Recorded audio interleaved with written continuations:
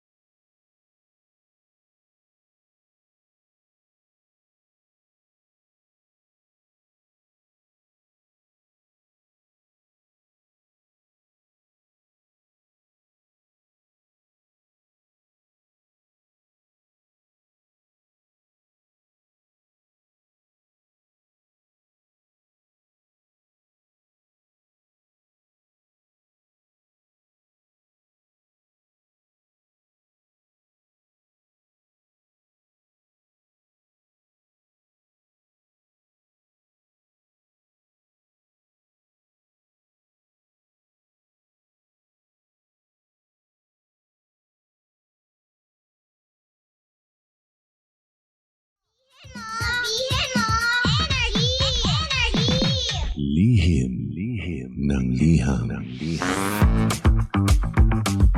Ang pinakamakulit na girlfriend mo sa balat ng radyo. Isang magandang morning sa inyong lahat! Ako pa rin po nag-iisang girlfriend mo sa radio. My name is Lindsay.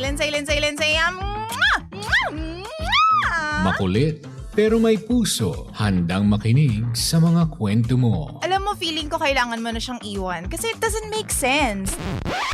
Ang kwento sa lihim ng liham.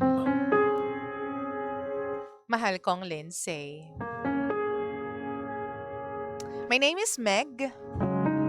Matagal ko na pong gustong sumulat dito sa lihim ng liham pero wala po akong mahanap na tiyempo na oras. But ngayon, siguro it's about time na i-share ko itong kwento ko sa iba. Actually, matagal ko na po itong problema simula nang maghiwalay kami ng recent boyfriend ko. DJ Lindsay, meron po akong partner for 5 years. At meron po kaming anak na turning 4 na this year. Grabe ang stress, depression, at anxiety ko noon. Kakatapos ko pa lang kasi mga anak noon eh. Totoo nga pala yun, no? Na kapag nagkaroon na kayo ng anak, doon mo makikita ang tunay na ugali ng lalaki. Yung boyfriend ko that time, naging tamad. Laging tulog. O di kaya naman gumagala kasama yung barkada niya. May trabaho siya pero pagkatapos ng trabaho, diretso sa mga kaibigan.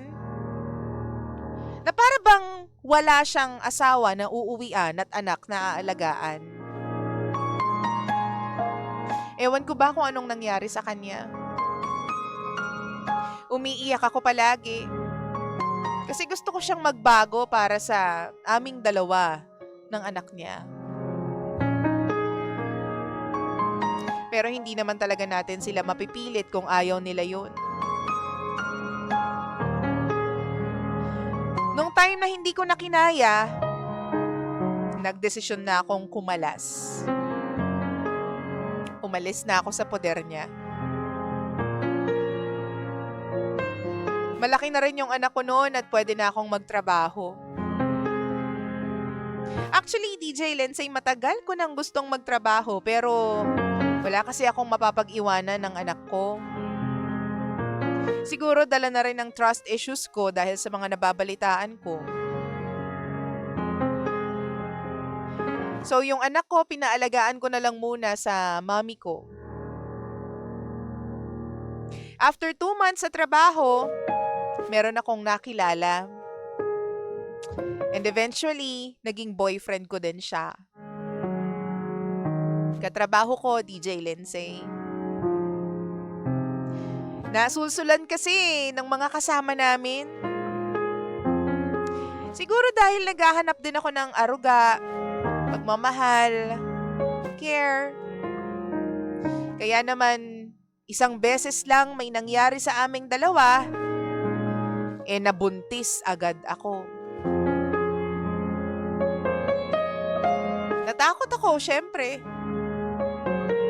Natakot para sa sarili ko. Para sa anak ko. At DJ Lensay, nung nalaman niya, nagsama naman kaming dalawa pero doon ko rin na-realize na sobrang seloso pala ng lalaking to. Ayaw niya nung umuwi ako sa amin kahit gusto kong makita yung anak ko at yung nanay ko. Kahit gusto kong kumain ng luto ni mama. Hindi niya ako pinapayagan, DJ Lensay. Ginagawa niya pa akong masama sa mga kwento niya. Kaya alam mo, hindi rin nagtagal. Sumuko ako. Nakipaghiwalay din ako sa kanya.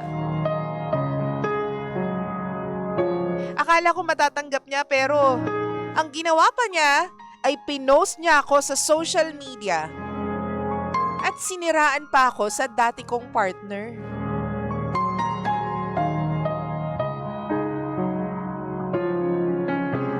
Ngayon, dinadala ko yung anak niya sa sinapupunan ko. Wala man lang akong nakukuhang suporta mula sa kanya. Nag-chat ako sa kanya pero mama niya yung nakikialam sa amin. Ang sabi ng pamilya niya, napaka-demanding ko daw at mukha daw akong pera. Ang hinihingi ko lang naman ay vitamins, pangpa-check up, gatas, prutas, lahat ng yun para dito sa dinadala ko, sa anak namin. Nung sinabi ko sa kanila na ipapabarangay ko sila, mas matapang pa sila, lalo na yung nanay niya. Nung time na yun, hindi ko na alam kung anong gagawin ko. Bumalik ako sa pamilya ko at 2 kamay naman nila akong tinanggap.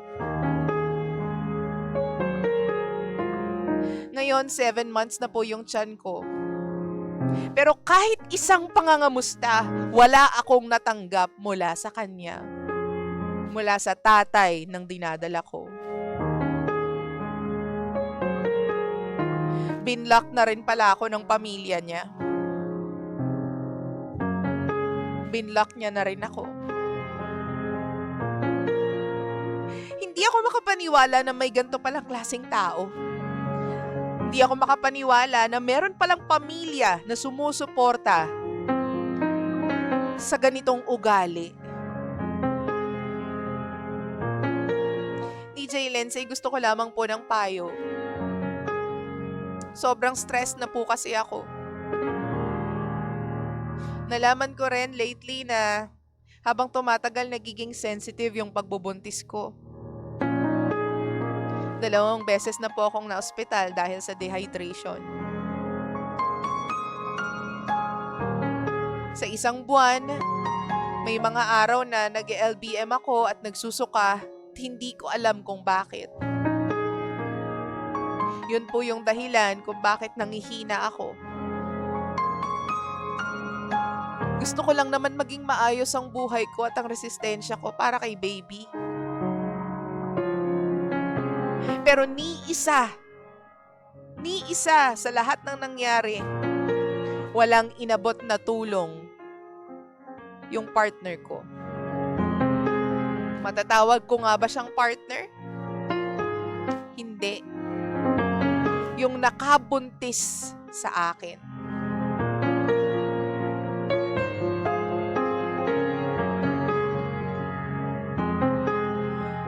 Sana po matulungan ninyo ako, DJ Lindsay.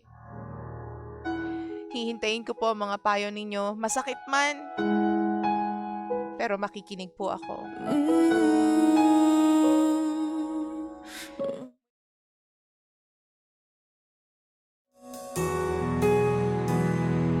At ito ang lihim ng aking liham.